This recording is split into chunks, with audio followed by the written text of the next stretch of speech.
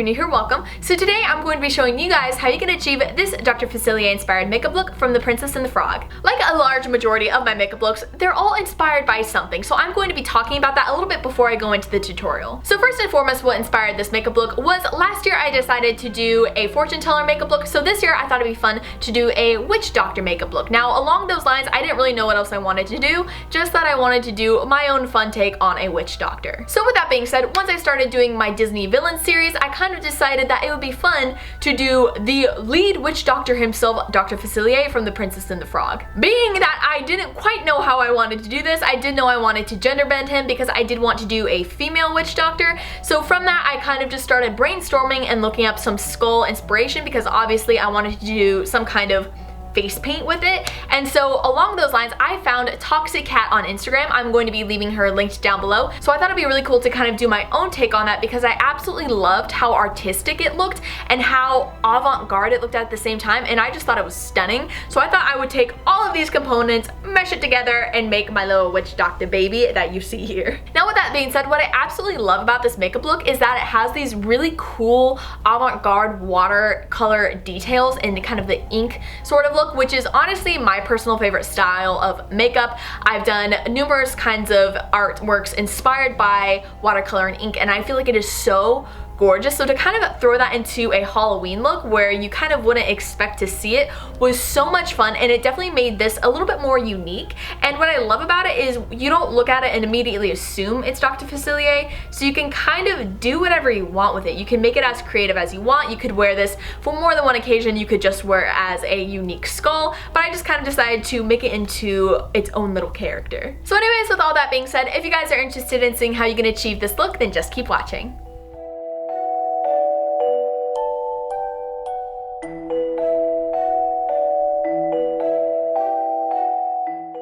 Hey guys, so to get started, we're going to be taking our Buckle Bunny Beauty Fringe Benefit Primer and applying that all over our face to smooth out those pores before going in with our Tarte Rainforest of the Sea foundation in light neutral and applying that all over our face with our Morphe E6 large buffing brush.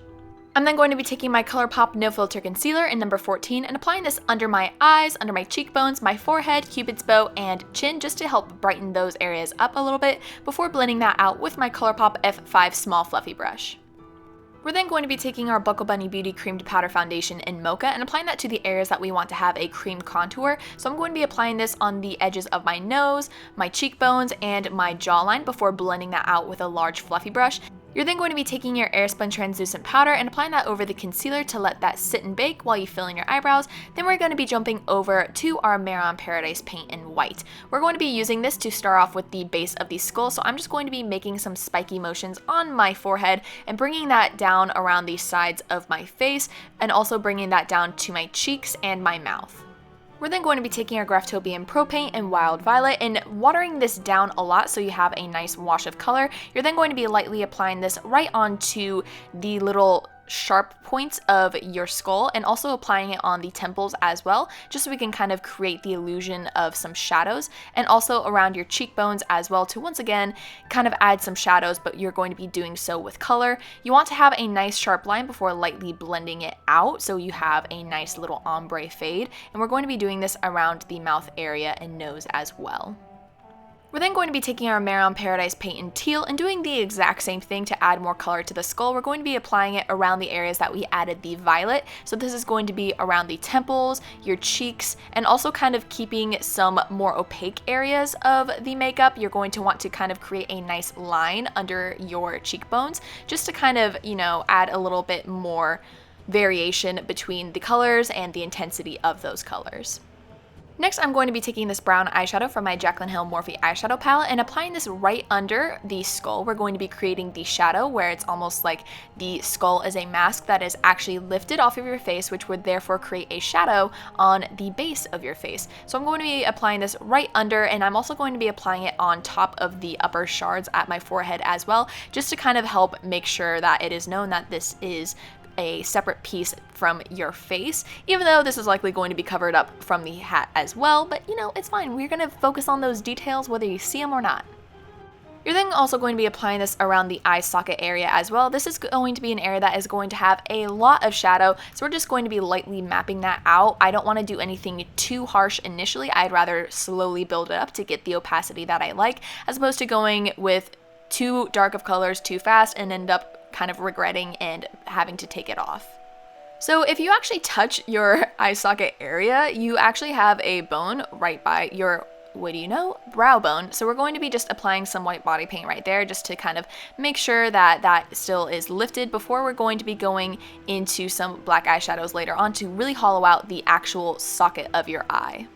I'm then going to be taking the highlight color and applying that to the brow bone just so we can add a little bit more glam and shimmer there before we start to actually go in and fill in our socket. I'm going to be taking this plum eyeshadow and starting at the crease, you're just going to be lightly building that up and bringing that towards your lower lash line as well and slightly blending it out. You want to make sure to touch your face to actually feel where your bones are and where they would be more hollow, and you definitely want to just fill in those areas with the darker eyeshadow.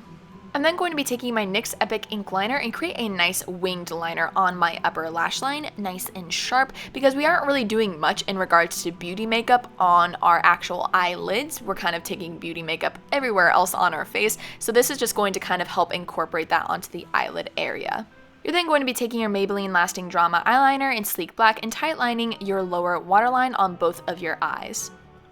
And now we're finally going to be going into that nice black eyeshadow and just applying that lightly onto your lower lash line. We're actually going to be going in with it more later on, but for now I just left it right here. I'm then going to be taking my Graftobian Pro Paint in Eggplant, and I'm going to be applying this to some areas to help intensify the colors. I actually forgot to record the very beginning of this because I ran downstairs to see my sister because she just got home from college, and I forgot to press record. But I'm basically just sharpening up some areas and creating harsher lines just to kind of add more dimension to this look. I'm then going to be taking my Mare on Paradise paint in black and applying this to the edges of the skull. This is where we're going to be taking more of the ink inspiration from ink and watercolor art pieces, and we're going to be just creating some nice strokes. It doesn't matter if it's a straight line or not. This is kind of where you can get more artistic with it. And we're going to be applying this around every single edge of the skull to help add more dimension and almost create tear stains down the very base of the eye socket. So you're just going to be pulling it down, creating different lengths of eyeliner and just, you know, going ham with it. I'm then going to be taking my Kat Von D liquid lipstick and Exorcism and just applying that all over the lips to kind of create that nice dark purple vampy lip that we're going for. You can keep your lips pale if you'd like to kind of, you know, really implicate that skull-like look, but I thought that this was kind of a nice way to tie beauty makeup back into this makeup. I'm then going to be taking my black eyeshadow once again and finally going back into that eye socket and really deepening it up. I'm starting at the base and slightly blending it out as I go up towards my lower lash line, but I'm definitely adding a lot more black eyeshadow than I had initially because I thought we kind of needed to spoop it up a little bit. Then we're going to be going back into our Mare on Paradise paint in black, and we're going to be creating those tear streaks right under the very bottom of the skull as well, just to kind of also create a shadow, but once again, make it avant-garde and really unique looking, and you're going to be doing it to the other side of your face as well. Now, instead of doing teeth, and because I'm wearing lipstick, I'm just creating two straight lines on the edges of my mouth to kind of give that illusion without having to go into all of that detail. I'm then going to be taking my Mare on Paradise paint in white, and we're going to be bringing some makeup down onto our chest. This is completely optional, but because I wanted to do a full look with this, I just decided that I needed something, so why not create a nice little piece of our skeleton body. So I'm just going to be creating the nice bones on our throat, and obviously this is not how it would be anatomically correct, but I'm just doing it for fun to kind of make it look inspired and pretty, but by no means would this actually look like your actual skeleton. It's just for effect. It's just fun. Then we're going to be going back into our Graftobian Pro Paint in Wild Violet. We're going to be taking that and applying it to my left side of my body on all of the bones to kind of create a nice purple shadow before taking our Mare on Paradise paint in teal and applying that to the very center of the bones on every single one before going in to our Graftobian Pro Paint in Eggplant, and you're going to be taking this and applying it to my right side of all of the bones just so you have a nice little bit of color on these bones just to kind of once again help make it look more unique before blending them together with your fingers. We're then going to be going back into our Mare on Paradise paint in black and creating that nice ink drip effect onto the bones as well. I was just alternating between left and right just to kind of help split it up so they don't look the exact same, and you can just have fun and place this wherever you'd like. I'm then going to be taking my Tarte Lights Camera Lashes mascara and just sweeping that through my eyelashes. And then I'm going to be taking my Sugar Pill false eyelashes in Plush and just applying that right on to my lash line. And last but not least, I'm going to be taking my NYX Crystal Liner in Gold and just applying this around all of the areas that we have that nice ink drip look, just to once again help glam it up and also kind of make it look like we're kind of crying gold tears. It's also going to be bringing in the aspects from our hat and our jacket as well, just to kind of, you know, jazz it up and make it look a little bit more glam, but also more unique as well. And that is the completed look. Thank you guys so much for watching. I hope you enjoyed. Leave a comment down below if you'd like to see next. Don't forget to give this video a big thumbs up if you enjoyed it, and subscribe to my channel so you can see more of my videos. And with all that being said, I will see you guys in the next one. Bye!